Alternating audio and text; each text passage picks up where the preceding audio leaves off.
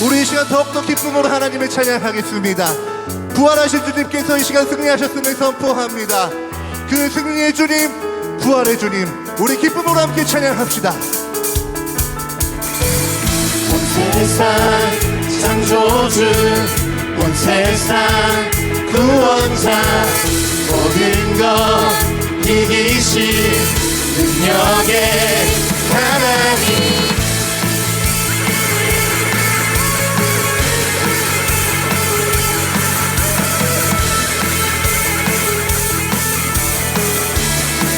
한 번 더 찬양합니다. 온 세상, 온 세상 창조주, 온 세상 구원자, 모든 것 이기신 능력의 모든 만물, 하나님.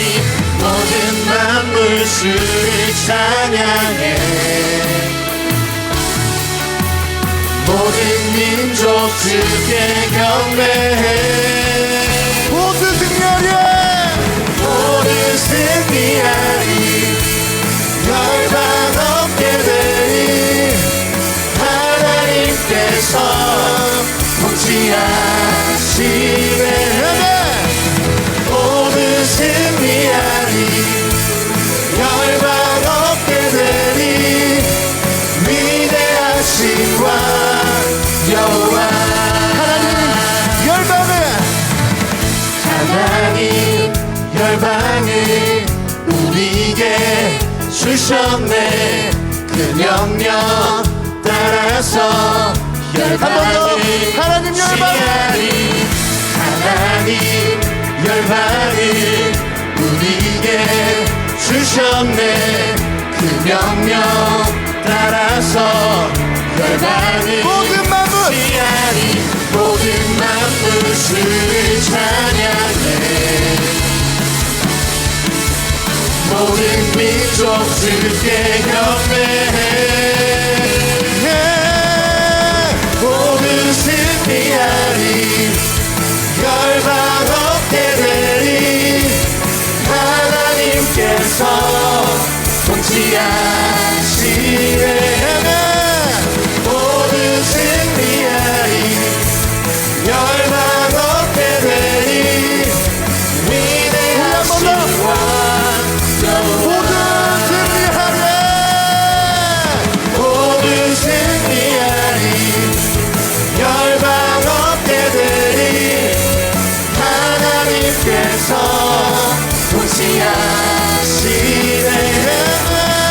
모든 승리하리. 열방 없게 되리. 위대하신 왕 여호와.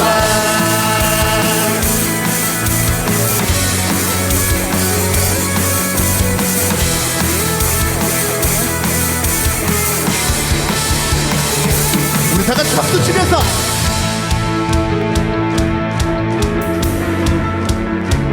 그 부활하신 주님께서 승리하셨습니다. 우리도 그 주님의 승리에 동참합니다. 그 주님께 찬양합니다. 찬양 할렐루야, 찬양 할렐루야. 하나님께서 통치하시네. 찬양, 찬양 할렐루야, 찬양 할렐루야. 위대하신 왕 여호와. 찬양, 찬양 할렐루야. 찬양 할렐루야. 하나님께서 통치하시네. 찬양 할렐루야. 찬양 할렐루야. 위대하신 왕 여호와. 아멘. 우리 승리 주님께 우리 영광의 박수 올려드립니다. 주님, 부활하신 주님께서 승리하셨음을 믿습니다. 그 부활하신 주님을 따라 우리도 부활 소망이 있음을 믿습니다. 그 승리의 주님 찬양합니다. 할렐루야.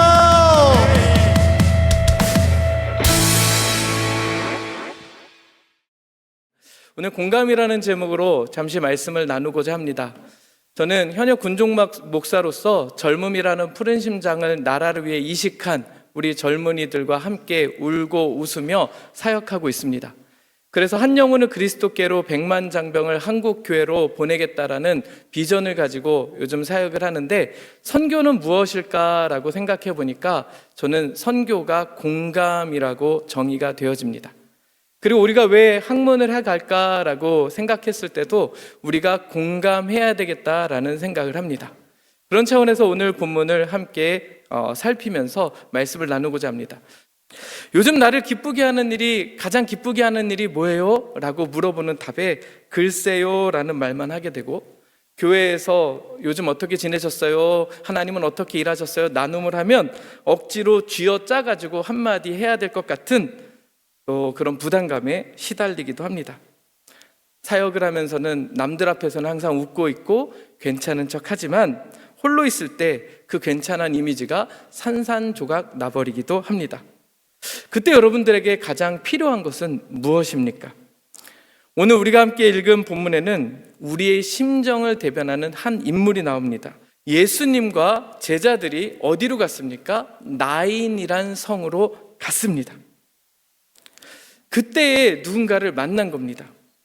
예수님께서 그 앞 장면을 보면 백부장에게 복음을 전하고 또 이스라엘 중에서도 이만한 믿음은 만나지 못하였노라 라고 하면서 백부장의 종을 고치고 나서 이동하는 장면이었습니다. 그리고 그곳이 어디였냐면 나인이라는 성이었습니다. 이 나인성에 대해서 성경사전을 찾아보면 이렇게 써 있습니다. 나사렛 남동쪽 10km 지점에 작은 헤르몬산으로 불리는 모래 산기슭에 위치한 곳, 에스드렐론 골짜기를 내려다보는 전망이 좋은 아름다운 마을이라고 되어 있습니다. 그곳은 어떤 곳이었냐면 그 당시의 사람들이 좋아하는 장소, 즐거운 장소, 기쁜 장소, 그리고 관광지와 같은 곳이었습니다.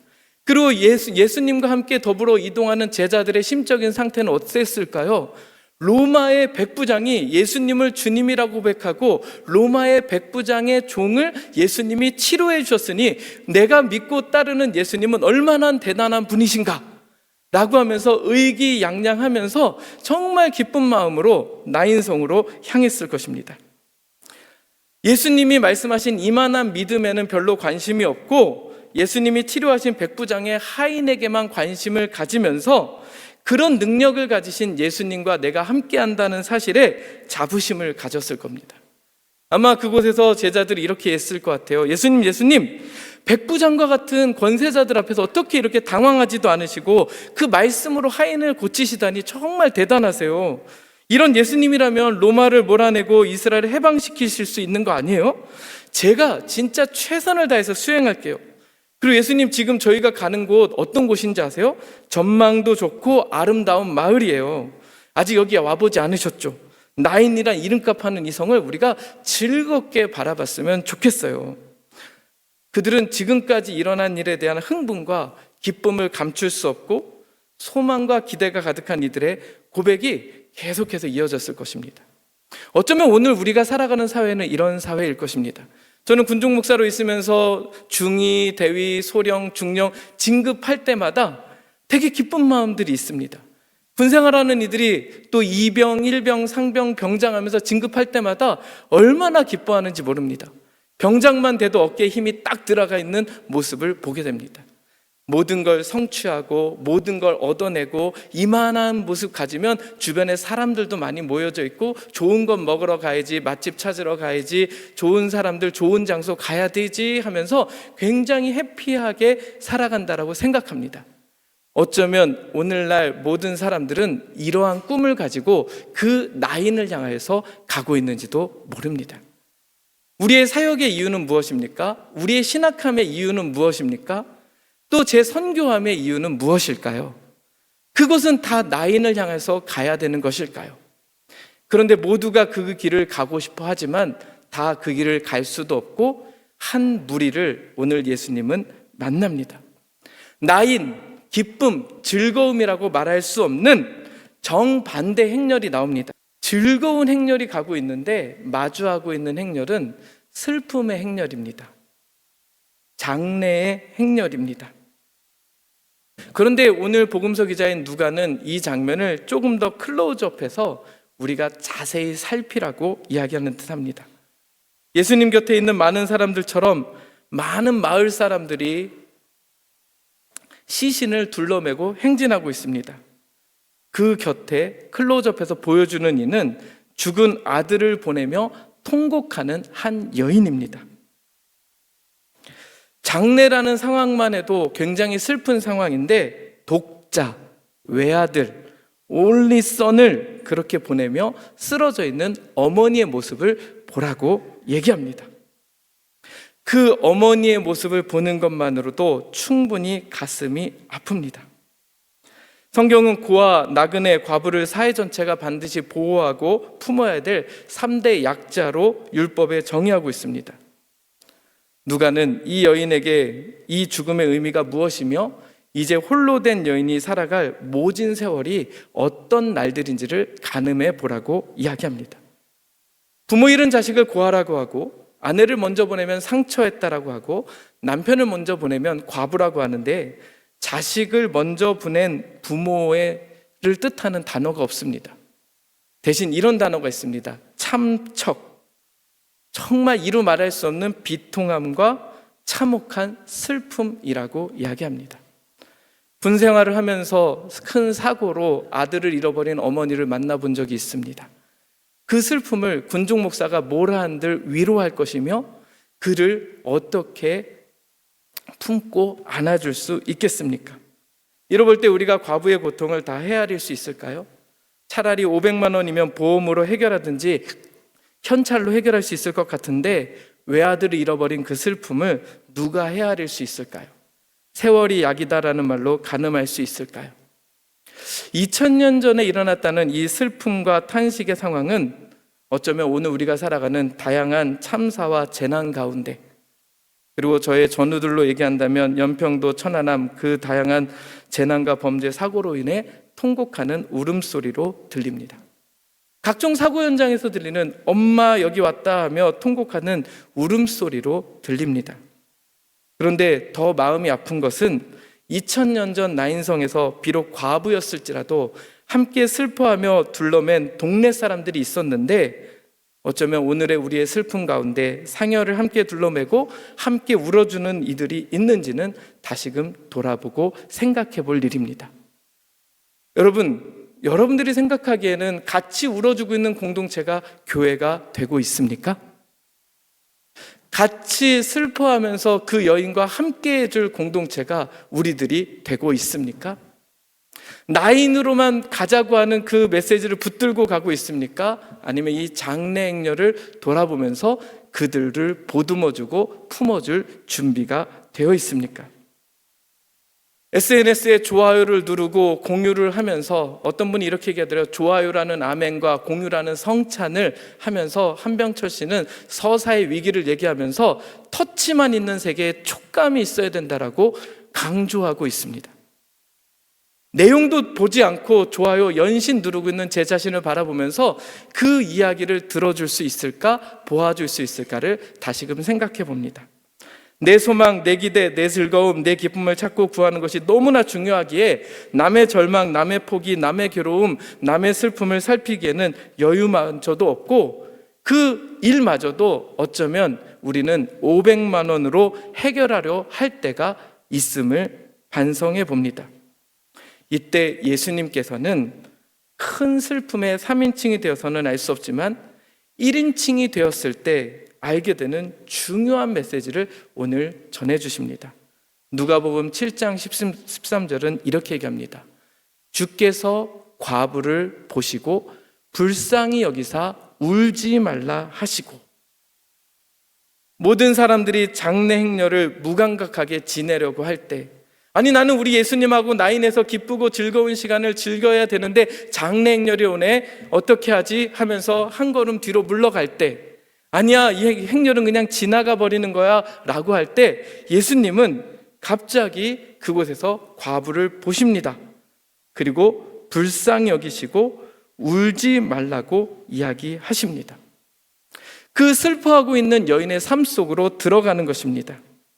앞서 언급했던 백부장은 믿음을 보였지만 이 여인은 아무것도 하지 않았음에도 불구하고 은혜로 예수님이 그 여인을 보아주십니다. 불쌍히 여기셨다. 헬라어로 스팔라키조마이, 창자가 끊어진다라는 그 마음을 같이 알아주셨다라는 겁니다. 상담학에서는 동감과 공감을 구분하여 사용하고 있습니다. 동감은 남의 감정이나 주장에 대해서 자기도 같은 느낌을 갖는 것을 말하고, 공감은 남의 감정이나 주장에 대하여 자기도 그렇다고 느끼는 감정의 상태입니다. 이렇게 표현하더라고요. 예를 들면 아이가 학교에서 울며 돌아왔을 때 부모가 하는 말이 어떤 놈이 그랬어? 하면은 동감이라고 합니다. 무조건 네가 잘했다. 나는 너의 편이다. 반면 울고 있는 이를 보면서 너 또 나쁜 짓 했지? 라고 하면 반감이라고 합니다. 그런데 그 아이를 보면서 너 참 억울하겠구나, 분하겠구나, 얼마나 힘드니? 라고 마음을 읽어주는 것을 공감이라고 합니다. 그 공감은 의도적인 노력이 매우 필요합니다. 예수님은 과부를 보셨고 불쌍히 여기셨고 울지 말라고 하셨습니다. 두 번째로 예수님은 가까이서 손을 대셨습니다.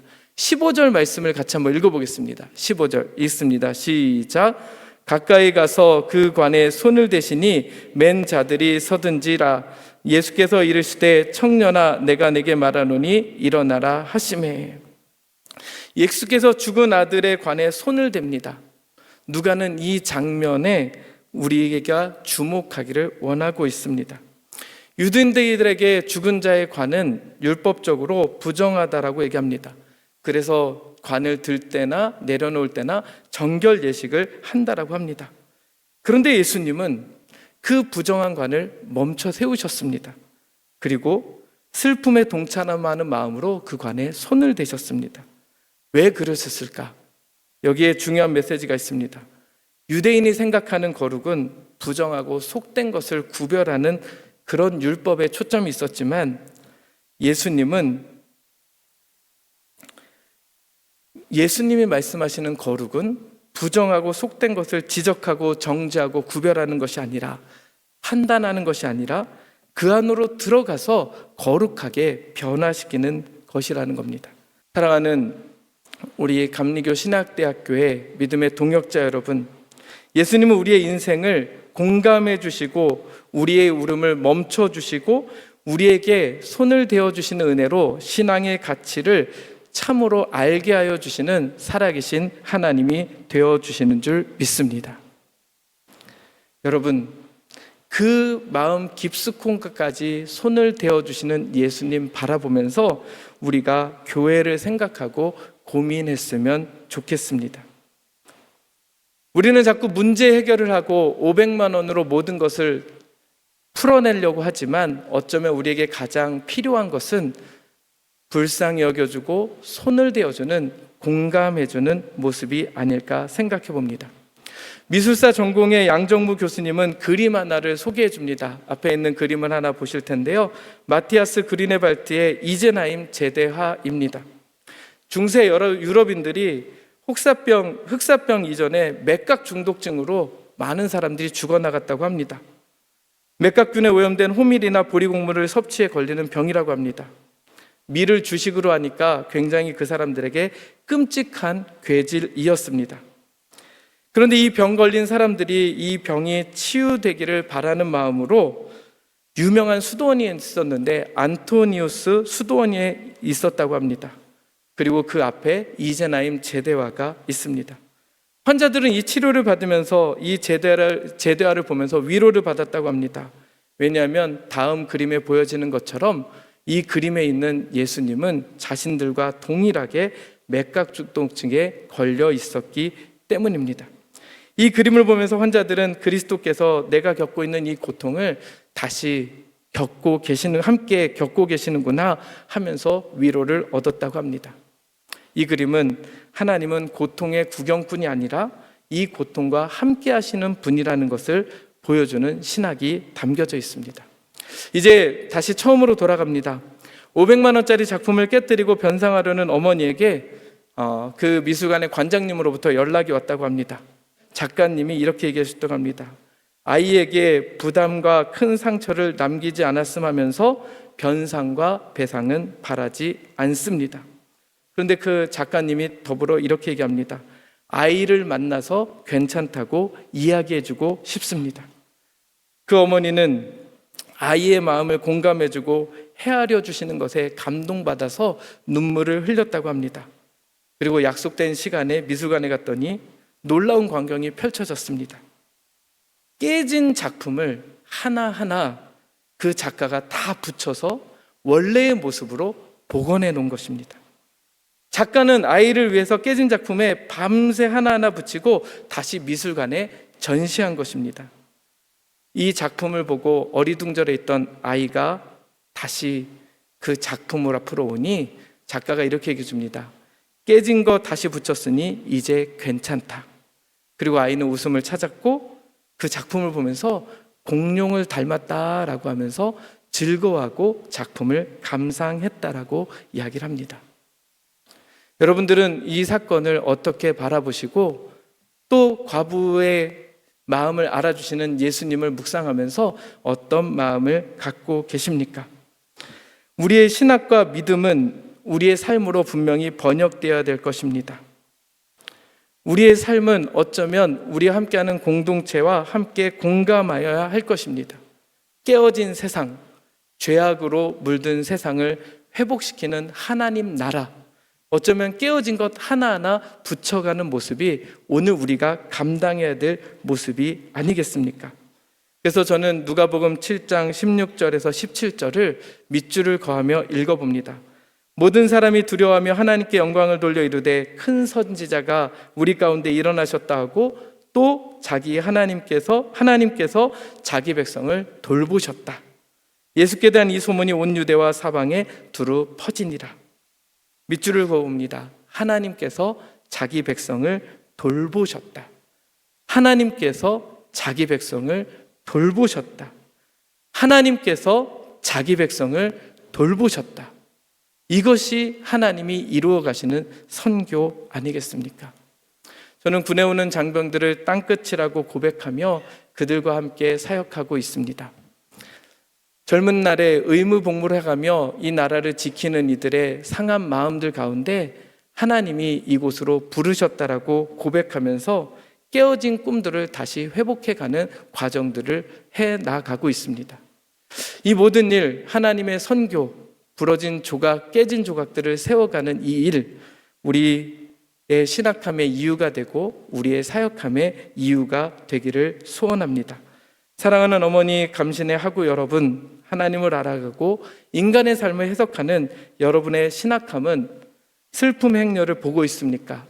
또 그들을 보고 불쌍히 여기고 있습니까? 또 울지 말라 하며 그 슬픔을 파고 들어가 손을 대며 공감하고 있습니까? 바라기는 어머니 감신 선지동산에서 치열하게 학문과 삶과 씨름하는 삶을 통해서 깨어진 세상에 하나님의 나라의 복음을 전하며 하나님께서 자기 백성을 돌보셨다라는 메시지를 전하는 모두가 되기를 주의 이름으로 축복합니다. 기도하시겠습니다. 사랑과 은혜가 풍성하신 하나님, 하나님께서 불러주시고 택해 주셔서 귀한 이들을 신학함의 자리로 인도하여 주셨습니다.